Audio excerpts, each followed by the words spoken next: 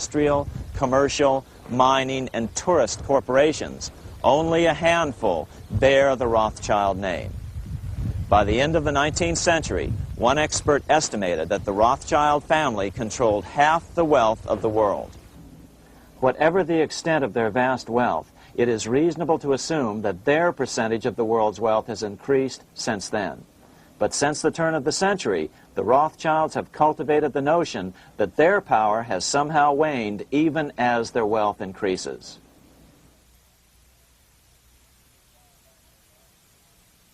Meanwhile, back in Washington in 1816, just 1 year after Waterloo and Rothschild's alleged takeover of the Bank of England, the American Congress passed a bill permitting yet another privately owned central bank. This bank was called the Second Bank of the United States. The new bank's charter was a copy of the previous banks. The U.S. government would own 20% of the shares of the bank.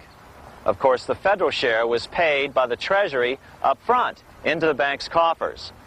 Then, through the magic of fractional reserve lending, it was transformed into loans to private investors who then bought the remaining 80% of the shares.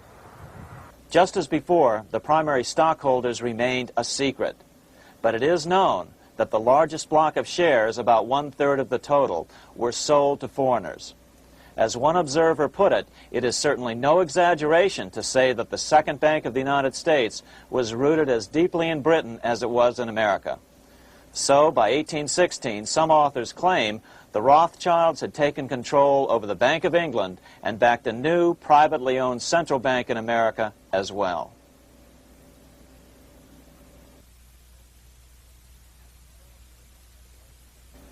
After 12 years of manipulations of the U.S. economy on the part of the Second Bank of the U.S., the American people had had just about enough. Opponents of the bank nominated a dignified senator from Tennessee, Andrew Jackson, the hero of the Battle of New Orleans, to run for president. This is his home, the Hermitage. No one gave Jackson a chance initially. The bank had long ago learned how the political process could be controlled with money. To the surprise and dismay of the money changers, Jackson was swept into office in 1828. Jackson was determined to kill the bank at the first opportunity and wasted no time in trying to do so. But the bank's 20-year charter didn't come up for renewal until 1836, the last year of his second term, if he could survive that long. During his first term, Jackson contented himself with rooting out the bank's many minions from government service. He fired 2,000 of the 11,000 employees of the federal government.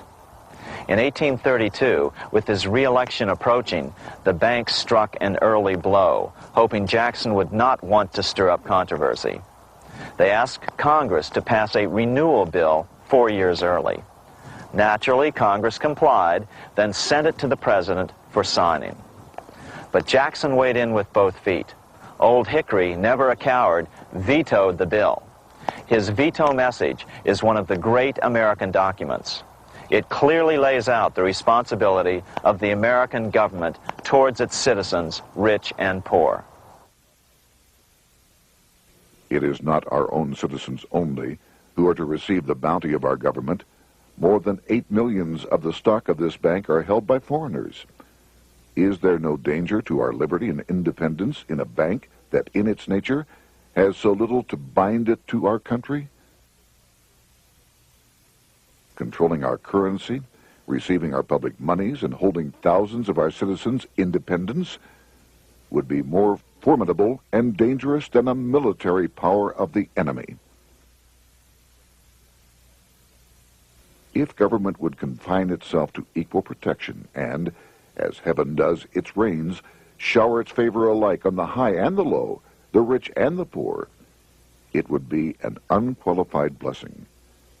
In the act before me, there seems to be a wide and unnecessary departure from these just principles. Later that year, in July 1832, Congress was unable to override Jackson's veto. Now Jackson had to stand for re-election. Jackson took his argument directly to the people. For the first time in U.S. history, Jackson took his presidential campaign on the road. Before then, presidential candidates stayed at home and looked presidential. His campaign slogan was Jackson and no bank.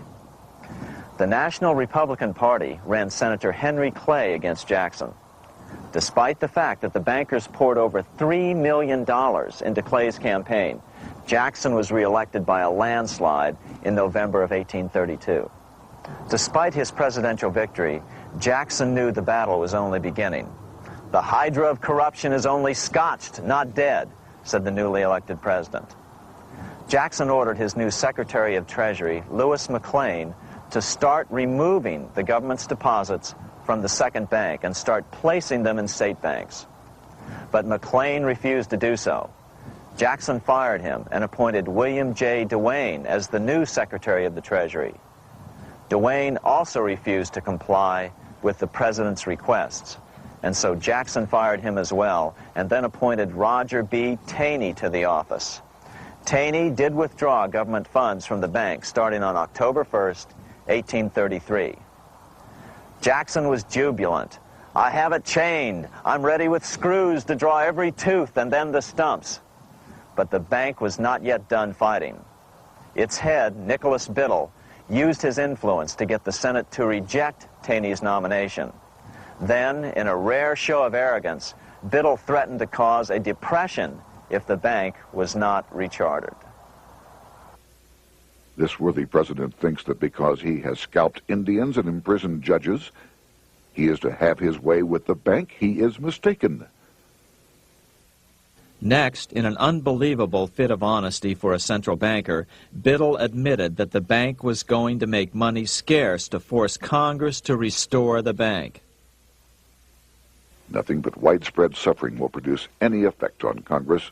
Our only safety is in pursuing a steady course of firm restriction, and I have no doubt that such a course will ultimately lead to restoration of the currency and the recharter of the bank. What a stunning revelation. Here was the pure truth, revealed with shocking clarity. Biddle intended to use the money contraction power of the bank to cause a massive depression until America gave in. Unfortunately, this has happened time and time again throughout U.S. history and is about to happen again in today's world. Nicholas Biddle made good on his threat.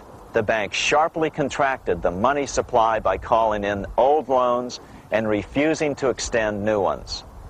A financial panic ensued, followed by a deep depression.